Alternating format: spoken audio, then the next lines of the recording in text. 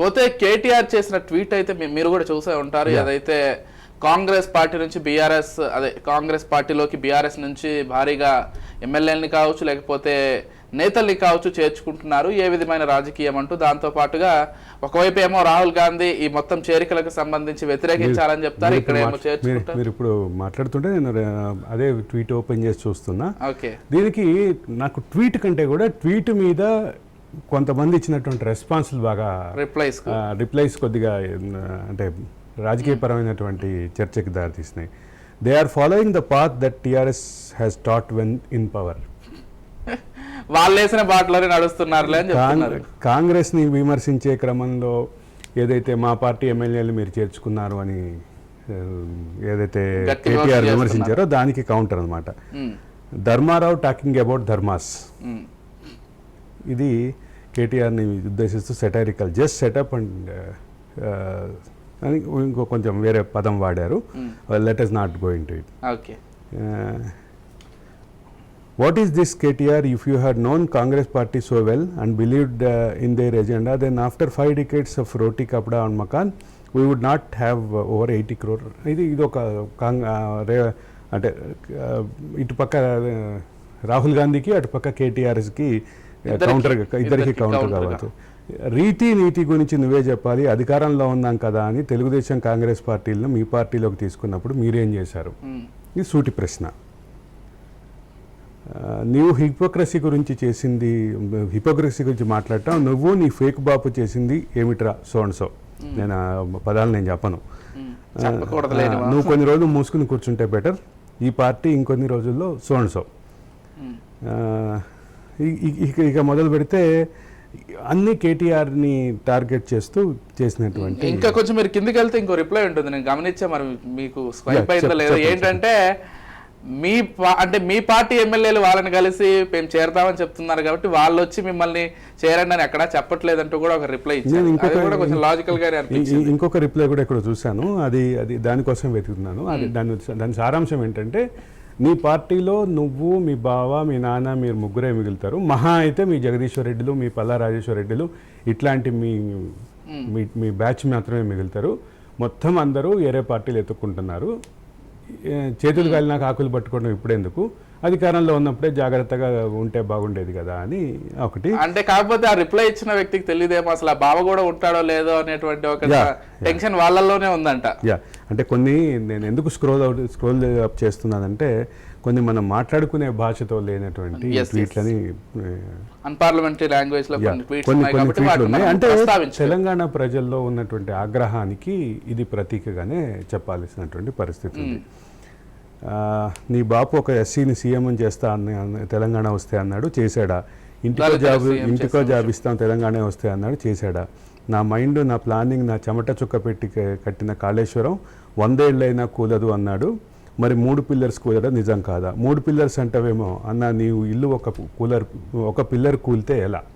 ఇది ఒక అంటే కొన్ని మామూలుగా మనం మాట్లాడుకునే భాషలో ఉన్నటువంటి ట్వీట్ని మనం చెప్తున్నాం. కొన్ని అయితే అసలు కేటీఆర్ని ఉద్దేశించి చేసినటువంటి ట్వీట్ని అసలు మామూలుగా అంటే అధికారంలో వచ్చాక అలా చేస్తారు. అప్పటి వరకు రేవంత్ నడిపే షో ఎంజాయ్ చెయ్యి. ఇది అంటే కేటీఆర్కి ఇచ్చిన సలహా. అంటే ట్వీట్లను బట్టి చాలా క్లియర్ గా అర్థమవుతోంది ఆయన పైన ఉన్నటువంటి వ్యతిరేకత. గురువింద గింజ ఫోటో పెడుతూ ఏమీ లేకుండా సింపుల్ గా గురువింద గింజ ఫోటో పెడుతూ ఒక ట్వీట్ చేశారు. గురువింద గింజ తన నలుపెర కదా, ఆ మాట కూడా తను రాయలేదు. పూర్తి సామెతొత్తులే. సో ఈ మొత్తంలో ఎక్కడ కేటీఆర్కి సానుకూలమైనటువంటి రెస్పాన్స్ లేనటువంటి పరిస్థితి ఉంది. అంటే తెలంగాణలో ఉన్నటువంటి కంప్యూటర్ ఇల్లిటరేట్స్ కానీ కంప్యూటర్ లిటరేట్స్ కానీ వీళ్ళలో కూడా క్లియర్ కట్ విభజన ఉంది. మొత్తం తెలంగాణ మేధో సమాజం అంతా ఇంతో సోషల్ మీడియా నాలెడ్జ్ ఉన్నటువంటి వాళ్ళ పరిస్థితి అయితే ఎక్కడ, ఇప్పుడు నేను స్క్రోల్ డౌన్ చేసినటువంటి వరకు ఎక్కడ ఏ రకమైనటువంటి సానుకూలమైనటువంటి ట్వీట్ అయితే లేదు. ఇది తెలంగాణ సమాజంలో. కానీ ఇదే తెలంగాణ సమాజంలో ఉన్నటువంటి మేధో వర్గం కేసీఆర్ కుటుంబాన్ని గుండెలకి హత్తుకున్నారు.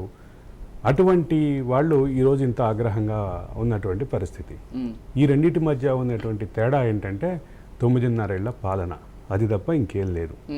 9.5 ఏళ్ల పాలనలో వాళ్ళ వ్యవహార శైలి కారణంగానే తెలంగాణ సమాజానికి, తెలంగాణ మేధో సమాజానికి దూరమయ్యి ఈరోజు ఈ పరిస్థితిలో ఉన్నారనేది భావించాలి విజయ్.